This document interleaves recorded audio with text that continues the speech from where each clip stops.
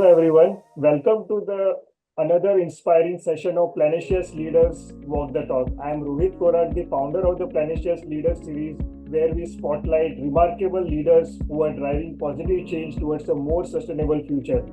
Today, I am delighted to have Mr. Ankur Vaidya, who is the chairman of the Federation of Indian Associations, which is the largest and oldest grassroots umbrella organization in the east coast of the USA.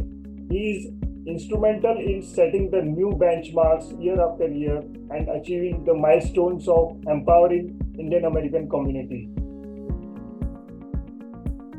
Okay, can you share insights on how the organization is actively contributing to the sustainable development, and are there any specific initiatives aimed at addressing within the sustainable development goals framework? Namaste. Thank you for having me, Rohit. And it's always a pleasure to engage in conversations of sustainable development and how our community can contribute to those avenues of what our future generations expect us to be fiscally responsible towards. So a very good concept and very good initiative. So I must applaud and appreciate the efforts in that direction. Having said that, the community here, I would say, is 30% cognizant of the sustainable development goals. But as you rightly pointed, there is a lot of work that can be done in progressing the initiatives, in implementing new initiatives, in making the community aware of what are the benefits to a sustainable community, to a sustainably growing community, to be a sustainably aware community. And in that context, as you are aware, last year, in order to cause initiative and awareness amongst the diaspora here in the greater New York, New Jersey area and on the east coast of the United States, we had done a gala at the historic venue where zero food waste concept obviously was launched in partnership with you, Gracia Markham, and to a successful and very warm reception. There's more work that needs to be done. There's more awareness that needs to be put in, but I think it was the step in a right direction with a lot of groundwork we can do together. On the other aspects of sustainable concept development initiatives and awareness for the community, I believe it should start from a very young age. It should start from the parents implementing it in their child. And I see what has happened. A very small example is the water bottles that the community uses. I have seen a tremendous shift, a paradigm shift from how it was convenient to just stick a plastic bottle in the school bags of the children, to how now you are seeing various brands of refillable bottles. A simple water, if applied, your consumption of water, if applied through the concept of sustainable development, can save the planet a tremendous amount of pollution, from a tremendous amount of pollution. So I think it fits into the agenda, and I hope that I answered the question that you were trying to say. But these are the initial points that come to my mind.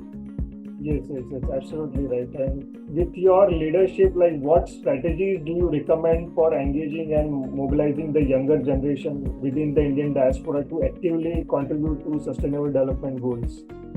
So I think the Indian diaspora here is on the right path.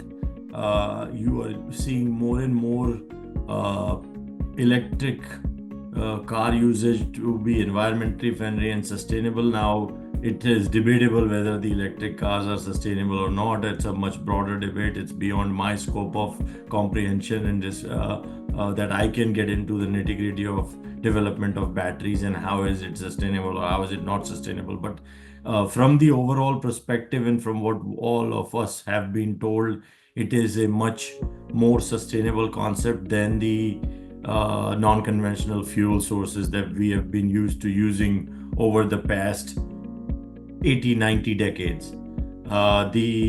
In terms of the youth in America and India, I believe ride sharing, I believe using universal adapters, I believe a prolonging life of electronics.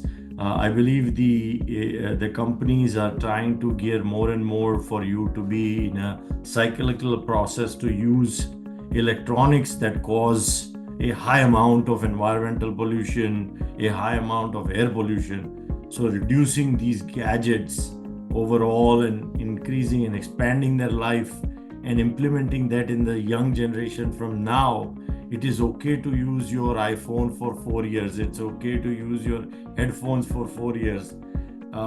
Should be something that should be implemented now. It is okay to use a refillable bottle. It is okay to cycle a lot of items that we don't even pay attention to in the day-to-day matter. The plates for our food consumption, the cups we use. Events can take a lot from schools. The more schools I go to, I see now they encourage parents to bring their own water bottle and fountains. I was in the school yesterday or day before, and they had encouraged saying the school provides water fountains but not water bottles. Please bring your own water bottle. So I think we are going in that direction from the youth perspective, but a lot more can be done and should be done in the coming years through valiant and good effort like what you are trying to do. Right. Yeah. So, as someone that deeply involved in community affairs, how can grassroots movements play a pivotal role in bringing attention to and addressing sustainable development challenges? I think the grassroots movement, to start a movement from the grassroots for such initiatives is challenging in my personal opinion. I think that has to trickle from the top down because the trends get set at the top level. If a grassroots personnel or a grassroots community member starts a trend, it is very unlikely to catch on in terms of a trend. But if you have your Taylor Swift taking an initiative, it will very quickly catch on. So that sort of concept and initiative trickles down from the status quo holders, those to effect of Taylor Swift, Narendra Modi, and big personalities of that stature. And trickle down to the community grassroots would be a much quicker way of implementing than we developing something at the grassroots and it rising up above and going to the top levels of our distinguished hierarchy. So, and how can cultural preservations and promotions be integrated into sustainable development efforts, ensuring that unique traditions and practices are safeguarded while progressing towards a more sustainable future? I think the concept has to be blended with hygiene.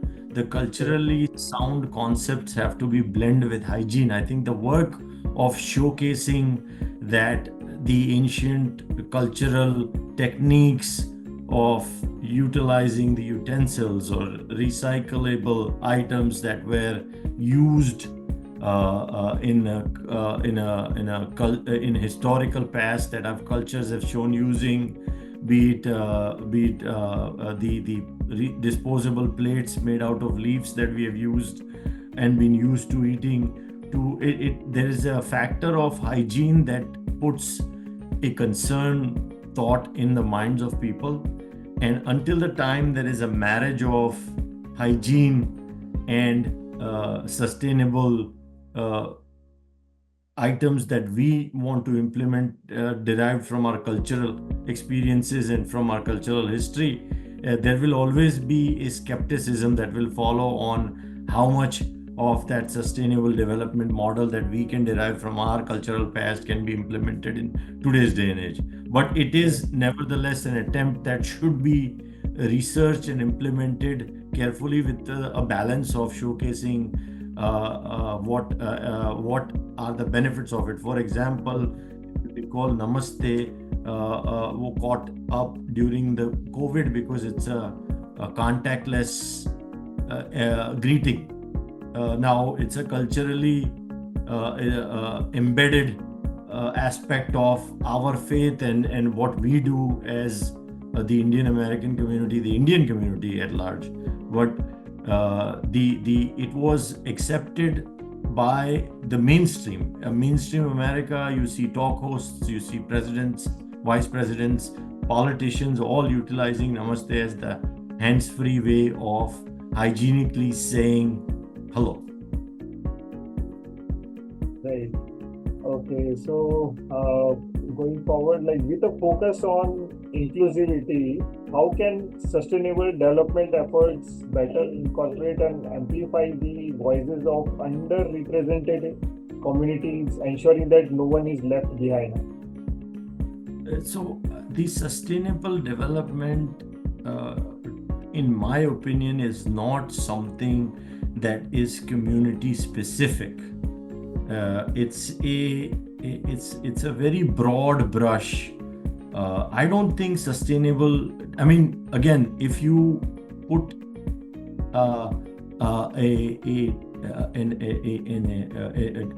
an opinion in terms of how sustainable development impacts the minority communities or the underprivileged communities, it would be hard to pick, because if you implement a process or an initiative, it's a blanket that covers all. Usually, if you, and I'll again go back to using disposable utensils or using utensils that you can recycle. The communities, as far as I recollect in India, tend to use a lot more recyclable utensils than disposable utensils, which tend to be more sustainable than those when compared to disposable. So I'm talking more in specific about your clay utensils that are made that tend to have certain benefits over utilizing tap water or over utilizing water. So and this is a very small example in the galaxy of the sustainable ecosystem that can be implemented. But I think what should be the objective and that should not be missed is that this is much bigger than the cause, is much bigger than the community. The cause is what will benefit everyone from every walk of life, whether he be from a thriving community and a thriving faith, or he be from a backward community or an underprivileged community. The benefits are sure to reward those that implement that in their lives. Right. Yeah. Amazing. So it's a quite insightful conversation like we had, and like so thank you so much for joining us today, like for the Planecious Leaders series. So we keep communicating like in the more sessions, like having different challenges with respect to the sustainable development, and like what are the initiatives that can be initiated like in coming years. Like so we'll have the discussions like on that. It's an honor and a Thanks a privilege. lot. Yeah. Thank you. Okay. Thank you.